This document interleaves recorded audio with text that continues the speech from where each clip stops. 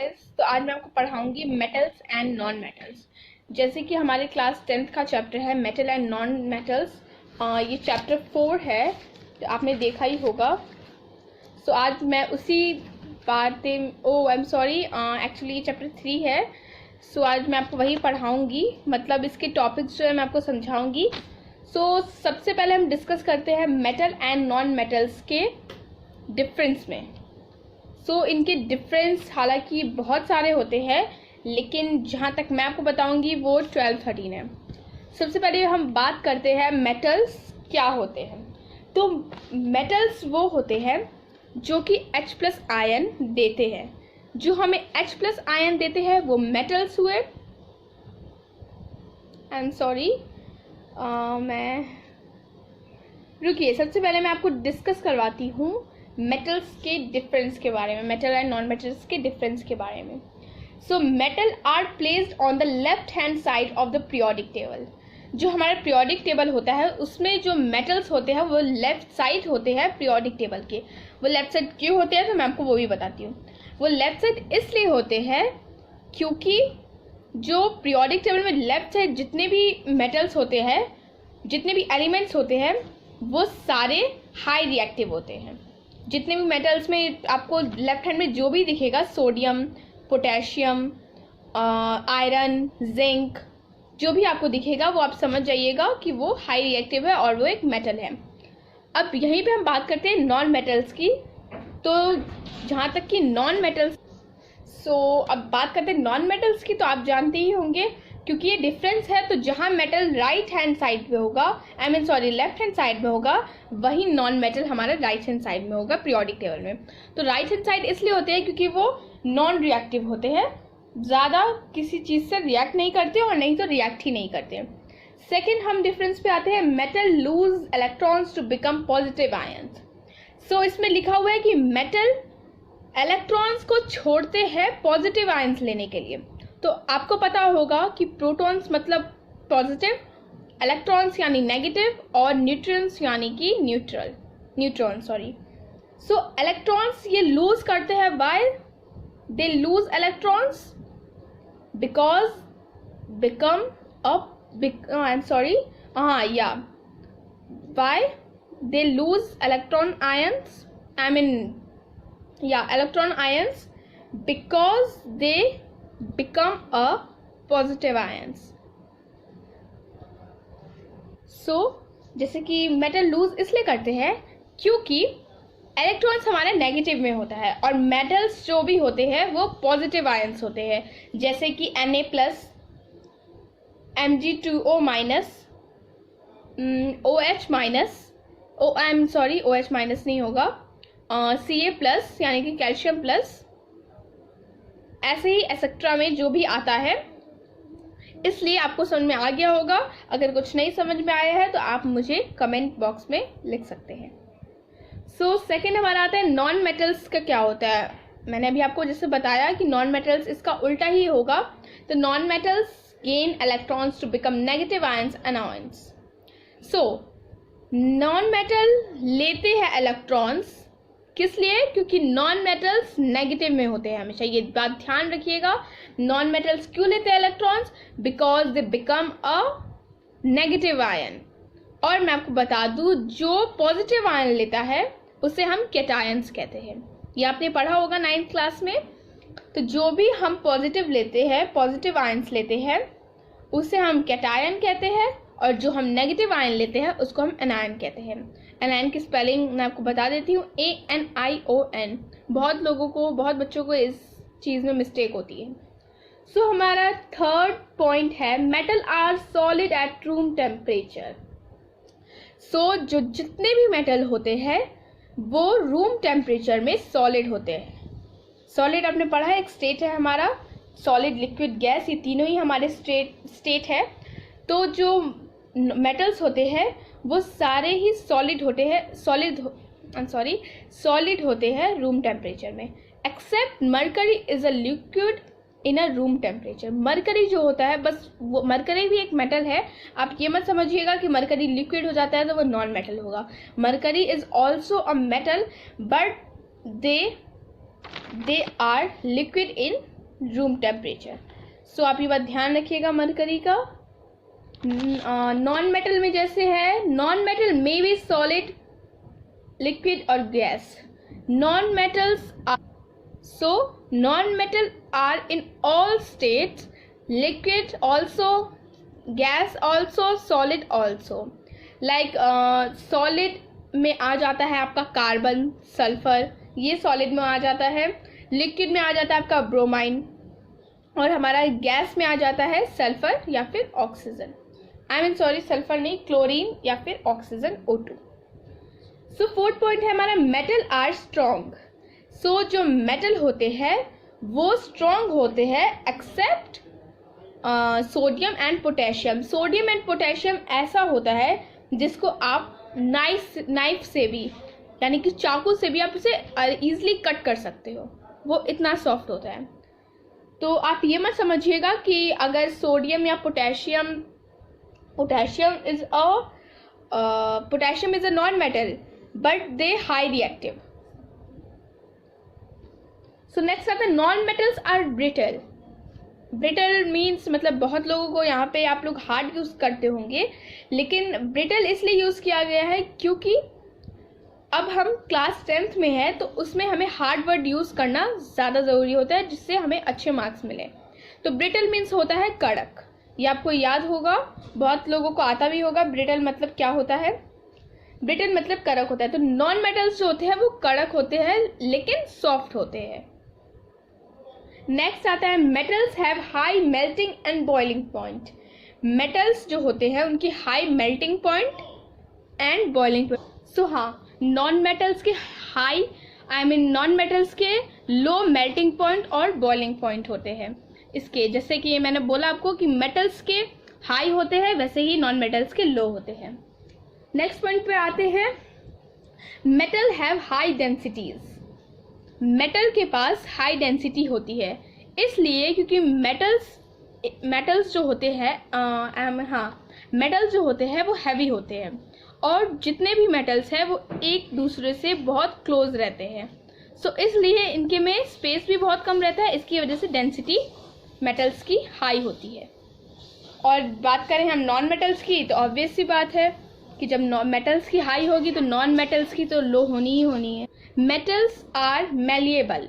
ये भी मेटल्स की एक प्रॉपर्टी होती है कि मेटल्स जो होते हैं वो मैलिएबल होते हैं। अब आपने 9th में आपने 8th में भी पढ़ा होगा कि मेटल्स मैलिएबल होते हैं। और मैलिएबल का मतलब क्या होता है? सो मैलिएबल का मतलब होता है बीटन इनटू थिन शीट्स। उसको पीट पीट कर हम एकदम पतली सी शीट में चेंज कर देते हैं। Non metals are non malleable. Metals जो होते हैं मैलिएबल होते हैं, तो नॉन मेटल्स नॉन मैलिएबल होते हैं। मेटल्स आर डक्टाइल, यानी कि बीटन इनटू थिन वायर्स। इनको आप ये बात ध्यान रखिएगा कि मैलिएबल मतलब होता है बीटन इनटू थिन शीट, और डक्टाइल का मतलब होता है बीटन इनटू थिन वायर्स। और फिर नॉन मेटल्स नॉन मैलिएबल और नॉन डक्टाइल।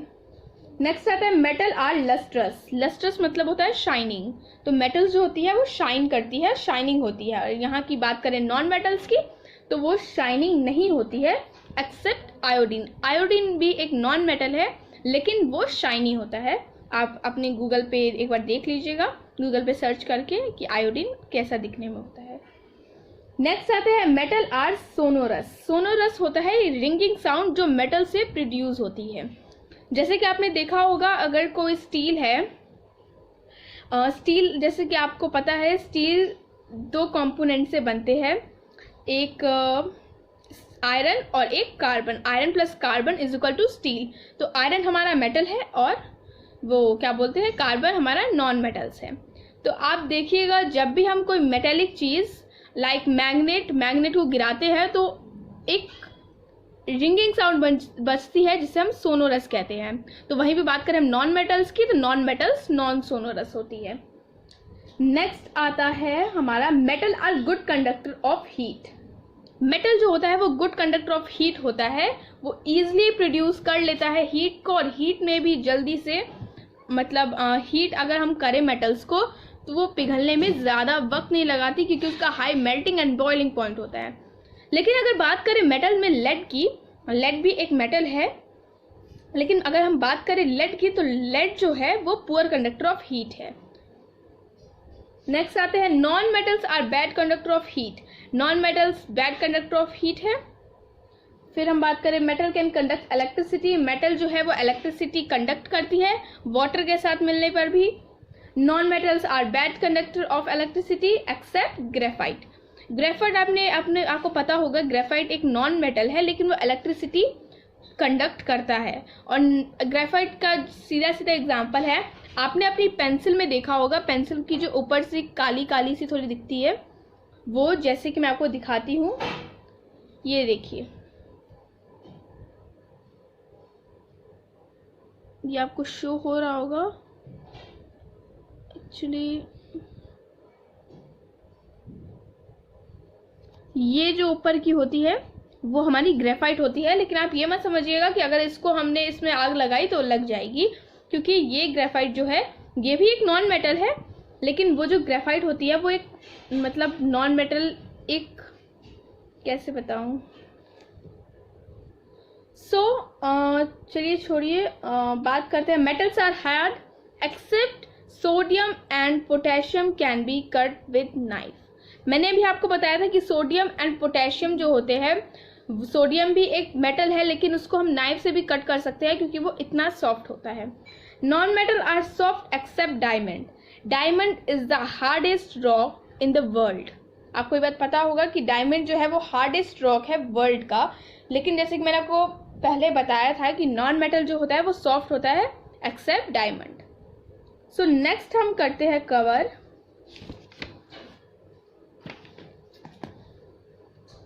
नेक्स्ट मैं आपको बताती हूँ, एक मिनट।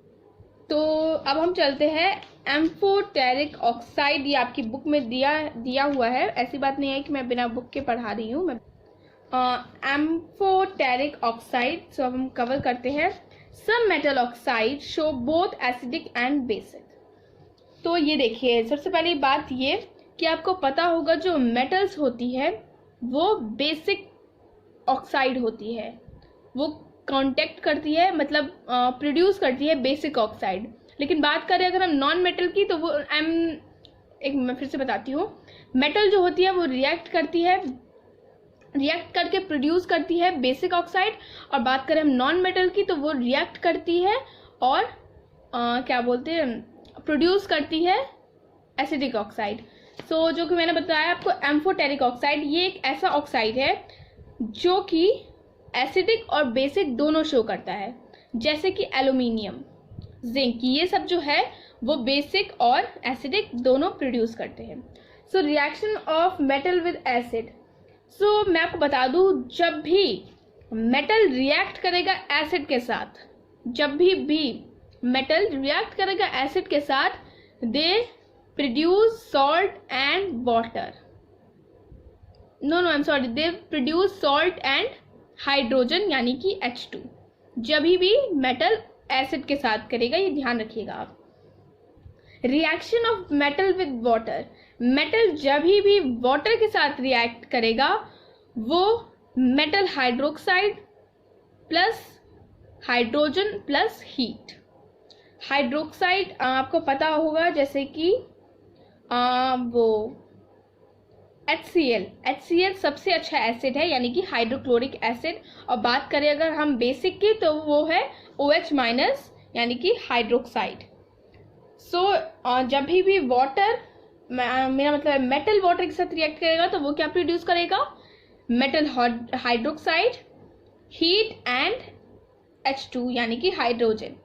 हीट मतलब एक्सोथर्मिक रिएक्शन। आपने पढ़ा होगा प्रीवियस क्लास में कि एक्सोथर्मिक रिएक्शन क्या होता है। एक्सोथर्मिक रिएक्शन वो होता है जो हीट के साथ प्रोड्यूस होता है, जैसे कि हमारे रेस्पिरेशन, ये सब हमारा हुआ exothermic. Okay, burning of coal, it is also an example of exothermic.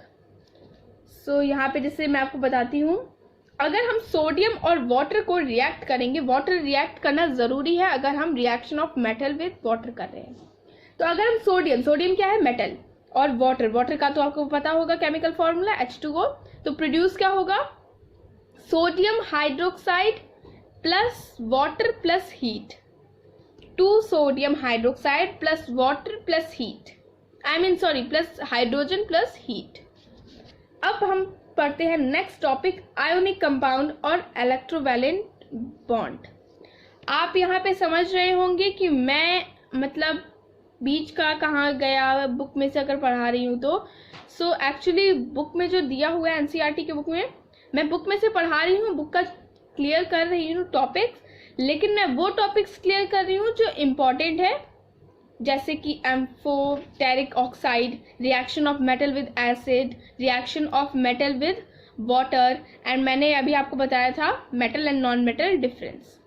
सो मैं जो इम्पोर्टेंट टॉपिक्स है वो आपको बता रही हूँ, एक भी उसमें से छोड़ नहीं रही हूँ। सो इस बात का मैंने आपको पहले ही बता दिया है। सो अभी हम पढ़ेंगे आयोनिक कंपाउंड एंड और इलेक्ट्रोवैलेंट बॉन्ड। आयोनिक कंपाउंड को ही हम इलेक्ट्रोवैलेंट बॉन्ड कहते हैं। A chemical bond formed by complete transfer of electrons from one to another. दो केमिकल बॉन्ड है, जैसे कि हम NaCl ले लेते हैं, Na प्लस Na, और एक तरफ हमने ले लिया Cm। दोनों के जब दोनों का इलेक्ट्रॉन्स कंप्लीट ट्रांसफर हो जाएगा from one to another, then it is called ionic compound. अब मैं आपको बता देती हूँ प्रॉपर्टीज ऑफ आयोनिक कंपाउंड क्या होती है। इसमें हाई मेल्टिंग और बॉइलिंग पॉइंट होता है। जो आयोनिक कंपाउंड का वो आइडेंटिफिकेशन है मैं आपको वो बता रही हूँ। इसमें दोनों में ही high melting and boiling point होता है। Most are crystalline solid at room temperature. दोनों ही मतलब जैसे चीनी होती है क्रिस्टल जैसी, वैसे ही सॉलिड होते हैं, लिक्विड नहीं होते हैं। नेक्स्ट मैं आपको बताती हूँ, थर्ड है हमारा प्रॉपर्टी आयोनिक कंपाउंड का, ions in a regular pattern. Ion जो होते हैं वो रेगुलर पैटर्न यानी कि लाइन वाइज होते हैं, ऐसी बात नहीं है कि इधर उधर होते हैं। हार्ड ब्रिटल, ये भी कड़क होते हैं जैसे कि हमारा नॉन मेटल्स होता है। Conduct electricity when dissolve in water, जब भी ये वाटर में डिसॉल्व करते हैं, वाटर में मिलते हैं, तो ये इलेक्ट्रिसिटी प्रोड्यूस करते हैं, कंडक्ट करते हैं। अब हम पढ़ते हैं एक्सट्रैक्शन ऑफ मेटल क्या होता है। The process of refining metal is called extraction of metals. Metals को रिफाइनिंग यानी कि किसी भी मतलब सॉइल या फिर हम किसी भी चीज़ में से मेटल को निकाल रहे हैं, उसे रिफाइन कर रहे हैं, उसको ढूंढ रहे हैं, उसको साफ कर रहे हैं, उसे क्या बोलते हैं, एक्सट्रैक्शन ऑफ मेटल। अब मैं आपको मेन चीज़ बताती हूँ, technique to learn reactivity series. बहुत लोगों को यानी कि बहुत बच्चों को ये रिएक्टिविटी सीरीज याद नहीं होती है कि कैसे याद करें हाई रिएक्टिव, कैसे याद करें लो रिएक्टिव, और कैसे याद करें मीडियम रिएक्टिव। लेकिन मैं बहुत इजी टेक्निक लाई हूँ, ये बहुत आपके लिए इजी होगा। सो रिएक्टिविटी सीरीज मैं आपको बताती हूँ कैसे करते हैं। Like please stop calling me a careless zebra, instead try learning how copper saves gold। मैं एक बार फिर से रिपीट कर रही हूँ, प्लीज स्टॉप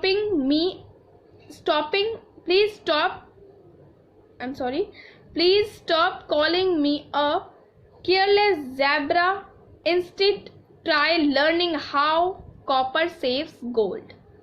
अब आपको समझ में नहीं आएगा कि मैंने मतलब रिएक्टिविटी सीरीज बोल रही हूँ, और वो भी केमिस्ट्री के बुक की, और मैंने ये इंग्लिश में कहाँ बोल दिया, ज़ेब्रा कहाँ से आ गया इसमें, और लास्ट में आपको लगा होगा कि कॉपर और गोल्ड आ रहा है, मतलब कुछ तो है बात। सो हाँ, कुछ तो बात है। प्लीज़ यानी कि सबसे फर्स्ट लेटर प्लीज़ का क्या है, पी। तो पी मीन्स पोटेशियम, तो पी का मतलब होता है पोटेशियम। पी आपको फर्स्ट लेटर से पता चल रहा होगा, प्लीज का पी पोटेशियम, स्टॉप का एस सोडियम, कॉलिंग का सी कैल्शियम, मी का एम मैग्नीशियम, ए का मतलब ए तो ऐसे ही है, कॉलिंग मी अ, ए का मतलब है एल्यूमिनियम। देन है please stop calling me a careless, careless में सी का मतलब है कार्बन, केयर आ रहा है ना सी ए, तो सी का CAR, हाँ इससे तो आपको और याद हो जाएगा, सी का कार्बन। ज़ेब्रा का Z है जिंक, देन इंस्टेड का I है आयरन, टी का ट्राई है मतलब टाई का टी है टिन, देन हाउ का H है हाइड्रोजन, कॉपर का कॉपर ही है, सेव्स का एस है सिल्वर, एंड गोल्ड का गोल्ड ही है। सो बहुत इजी ट्रिक है। मैं डिस्क्रिप्शन बॉक्स में इसकी इमेज अपलोड करने की कोशिश करूंगी। इनरिचमेंट ऑफ ओर क्या होता है? Means enrichment of ore means removal of impurities from soil is called enrichment of ore, also called concentration of ore। तो जितने भी रिमूवल ऑफ इम्प्योरिटीज होगी, जैसे कि आपने एक वो देखा होगा, क्या बोलते हैं उसे, डायग्राम नहीं, एक्चुअली केमिकल प्रीवियस क्लास में था, एनायन और कैथोड और एनायन का, कैटायन एनायन का एक हाइड्रोजन वाला पिक्चर, जिसमें हाइड्रोजन कैल्शियम के साथ रिएक्ट हो रहा है और एक तरफ हमारा कैटायन है और एक तरफ एनायन। जो एनायन है वो मड प्रोड्यूस कर रहा है, मड छोड़ रहा है, जिसमें और जितनी भी उसकी वो मेटल है वो सारे जा रहे हैं कैटायन में। सो नेक्स्ट हम पढ़ते हैं एक्सट्रैक्शन ऑफ मेटल। जो एक्सट्रैक्शन ऑफ मेटल होता है, अभी आप सोचेंगे कि एक्सट्रैक्शन ऑफ ओर पढ़ लिया है, तो मेटल वाला जो एक्सट्रैक्शन होता है वो लो रिएक्टिविटी, उसका मतलब ही होता है लो रिएक्टिविटी। जैसे कि मैं आपको वो उससे समझाती हूँ डिफाइन से। These metals being less reactive can be obtained और टेक इजिली फ्रॉम सॉइल। ये जो मेटल्स होते हैं वो लेस रिएक्टिव होते हैं और इनको हम इजिली ले सकते हैं सॉइल में से, इजिली ऑब्टेन कर सकते हैं सॉइल में से बाय हीटिंग। ये ध्यान रखिएगा, बाय हीटिंग जरूरी है इसमें लिखना। देन आता है रोस्टिंग। इसके पार्ट्स है roasting. In excess of air और presence of air heat sulphide ore to convert metal oxide. तो जब भी हम प्रेजेंस ऑफ एयर और ज्यादा एयर यानी कि एक्सेस एयर में सल्फाइड ओर को हीट करेंगे, सो वो कन्वर्ट हो जाएगी मेटेलिक ऑक्साइड में। देन कैल्सिलेशन का मतलब क्या होता है? If absence of air, heat carbonated ore, it convert into metallic oxide। Metallic oxide में मतलब कैल्सिनेशन में जब भी एब्सेंस ऑफ एयर होगी, जैसे कि रोस्टिंग में प्रेजेंस ऑफ एयर होगी, वैसे इसमें एब्सेंस ऑफ एयर होगी, तो और हम हीट करेंगे कार्बोनेटेड ओर को, तो वो हो जाएगी मेटालिक ऑक्साइड में चेंज। अब नेक्स्ट आता है रिडक्शन। अब आप सोच रहे होंगे कि रिडक्शन मतलब वो होता है कि gain of hydrogen and loss of oxygen, जो कि हमने उसमें पढ़ा था ऑक्सीडेशन रिडक्शन फर्स्ट चैप्टर में, केमिकल रिएक्शन एंड इक्वेशन में। सो इसमें मतलब वो नहीं है, इसमें रिडक्शन का मतलब है कि जब भी हम मेटल ऑक्साइड को मेटल में कन्वर्ट करने के लिए, मेटल ऑक्साइड को अगर हम मेटल में कन्वर्ट करने के लिए किसी रिड्यूसिंग एजेंट की हेल्प लेते हैं, जैसे कार्बन या फिर किसी भी रिड्यूसिंग एजेंट के प्रेजेंस में हम उसे हीट करते हैं, उसे ही हम रिडक्शन कहते हैं। अब कोरोजन क्या होता है? बहुत बच्चों को अगर पूछा जाए कि रस्टिंग क्या होता है, तो बहुत बच्चे बोल देते हैं कि जैसे कि बहुत बच्चे आयरन का एग्जाम्पल दे देते हैं, लेकिन बहुत बच्चे कोरोजन नहीं समझ पाते कि कोरोजन होता क्या है। जो आप रस्टिंग को समझते हैं वही चीज कोरोजन भी होती है। कोरोजन मतलब भी रस्टिंग होता है। तो कोरोजन मतलब होता है when any element, any metal contact with or any substance contact with air, water and moisture, they become corrode। ये corrode जो है उसका मतलब ही जंग लगना होता है। तो जब भी कोई भी एलिमेंट, कोई भी मेटल, कोई भी सब्सटेंस कांटेक्ट में आती है किसके? एयर यानी कि हवा के, वाटर यानी कि पानी के, या फिर मॉइस्चर यानी कि किसी भी चीज के जो कि सॉफ्ट हो या फिर हमारे सराउंडिंग में हो, अगर उसके कांटेक्ट में आती है तो वो क्या? कोरोड हो जाती है। सो नीड ऑफ, तो कोरोड हो जाती है, जैसे कि मैंने आपको बताया कोरोड हो जाती है। क्यों हो जाती है? क्योंकि वो एयर, वाटर और मॉइस्चर के कांटेक्ट में आ जाती है। ठीक है, जैसे कि रस्टिंग ऑफ आयरन। अगर आप ध्यान दीजिएगा कि अगर आप किसी भी नेल को बाहर रख दीजिएगा, मतलब नेल मतलब नाखून वाला नेल नहीं, कील वाला नेल। तो अगर आप बाहर रख दीजिएगा, आप देखिएगा 2-3 दिन बाद जाके उसमें रस्टिंग आ गया, वो रेडिश ब्राउन कलर का होता है। मैंने आपको कोरोजन का मतलब अच्छे से समझ में आ गया। अब मैं आपको बताती हूँ, सबसे पहले आपको बताती हूँ प्रिवेंशन ऑफ कोरोजन क्या होता है। प्रिवेंशन मतलब कि हम उसे कैसे कोरोड होने से बचा सके। सबसे पहली बात, आप ऑयल एंड ग्रीजिंग कर दीजिए, ऑयल डाल दीजिए या फिर ग्रीजिंग। आपने देखा होगा सिलाई मशीन अगर हमारी नहीं चलती है ठीक से, अगर उसका मतलब सिलाई मशीन पेडल से और हैंड का मूवमेंट करने से चलती है, अगर वो नहीं चलती है मतलब उसमें जिंक विंक ना लग जाए, इसलिए उसका एक ऑयल आता है जो कि आप डालेंगे तो वो मूवमेंट उसकी वैसे ही रोटेट करने लगेगी, वो मूवमेंट वैसे ही करने लगेगी। ऑयल एंड ग्रीजिंग आप देखिएगा, ग्रीजिंग जैसे कि आप बाइक मोटरसाइकिल इन सब पे डालते हैं।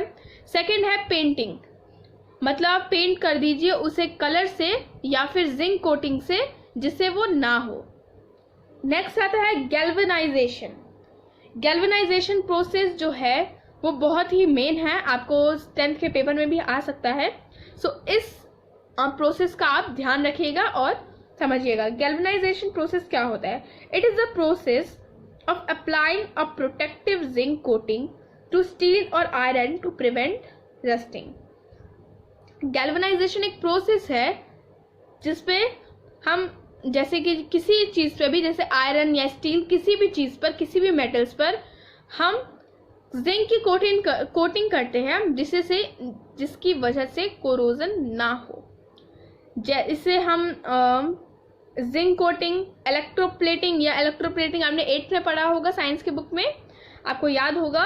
इलेक्ट्रोप्लेटिंग, जिंक कोटिंग, कवरिंग या फिर गैल्वेनाइजेशन प्रोसेस भी कहते हैं। नेक्स्ट आता है एलॉय। एलॉय क्या होता है? Alloy is the homogeneous mixture that metals are metals, non metals are metals और metals with non metals. Okay, आपको पता होगा एलॉय वो होता है जो कि मेटल के साथ मेटल, नॉन मेटल के साथ नॉन मेटल और मेटल के साथ नॉन मेटल होता है। एलॉय का हमें नीड क्यों होता है?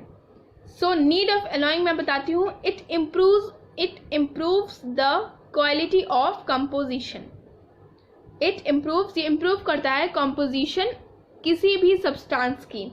जैसे कि आयरन प्लस कार्बन, अगर हम आयरन का हमारा कोई यूज नहीं होगा, लेकिन वो एलॉय जो है वो उसकी क्वालिटी बनाता है। आयरन का यूज नहीं होगा, कार्बन का यूज नहीं होगा, लेकिन अगर हम दो सब्सटेंस को मिक्स कर देंगे तो वो हमारा स्टील बन जाएगा। और स्टील अब हम आयरन की थाली में तो खाएंगे नहीं, इसलिए हम इसे एलॉय कहते हैं।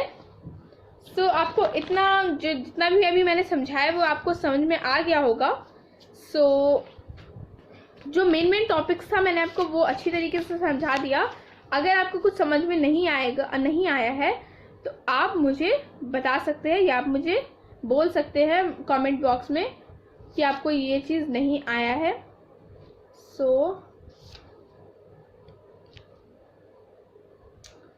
चलिए, अब मैंने आपको कैल्सिनेशन और रोस्टिंग बताया था कि कैल्सिनेशन क्या होता है, जिसमें सल्फाइड ओर को एब्सेंस ऑफ एयर में हम हीट करते हैं और ये प्रोड्यूस करते हैं मेटेलिक ऑक्साइड। और रोस्टिंग जहाँ तक कि मैंने आपको बताया था कि प्रेजेंस ऑफ एयर में इसको हीट करते हैं, यानी कि सल्फाइड ओर को हीट करते हैं जो कि प्रोड्यूस करता है मेटेलिक ऑक्साइड। और कैल्सिनाइजेशन में हम किसको हीट करते हैं? कार्बोनेटेड ओर को। फर्स्ट मैं इसके आपको डिफरेंस बताती हूँ। Calcination, it is done for carbonate ores. ये कार्बोनेट्स ओर के लिए होता है, जैसे कि मैंने आपको बताया इसको हीट करते हैं। Roasting, it is done for sulphide ores. ये मैंने आपको बता दिया कि सल्फाइड ओर के लिए होता है। Heating of carbonated ores in the absence of oxygen. Absence of oxygen का मतलब है कि एयर ने कांटेक्ट में नहीं आना चाहिए, एब्सेंस ऑफ एयर में होना चाहिए। और हीटिंग ऑफ सल्फाइड का मैंने आपको बता दिया, प्रेजेंस ऑफ एयर में होना चाहिए। CO2 gas is released and metallic oxide is obtained. Calcination में कार्बन डाइऑक्साइड रिलीज होता है और ये प्रोड्यूस क्या करता है? Metallic oxide. बात करें हम रोस्टिंग की तो इसमें सल्फर ऑक्साइड रिलीज होता है और प्रोड्यूस होता है हमारा मेटेलिक ऑक्साइड। अब जैसे कि इसका एग्जाम्पल है ZnCO3 जिंक कार्बोनेट को हम अगर हीट करते हैं तो हमारे पास क्या बचता है, carbon dioxide and zinc oxide. Zinc oxide एक सॉलिड है और कार्बन डाइऑक्साइड एक गैस है। रोस्टिंग में हम देखें तो 2 zinc sulphide plus 3 oxygen, heat करेंगे तो हमें क्या मिलेगा, 2 zinc oxide and 2 sulphur oxide. So आपको ये बात पता होगी, मैं लेकिन आपको एक बार फिर से बता देती हूँ कि केमिस्ट्री में कभी भी हम जब भी स्टेट का यूज़ करते हैं, यानी कि लिक्विड सॉलिड गैस, तो बहुत बच्चों को ये नहीं पता होगा कि AQ का मतलब क्या होता है। बहुत लोगों को पता होगा कि हमारे 3 स्टेट होते हैं, first solid, second liquid and third gas. तो सॉलिड को हम केमिस्ट्री में S लिखते हैं, जो हम ब्रैकेट में लिखते हैं किसी भी इक्वेशन पे, जो हम ब्रैकेट में S लिखते हैं उसका मतलब सॉलिड होता है।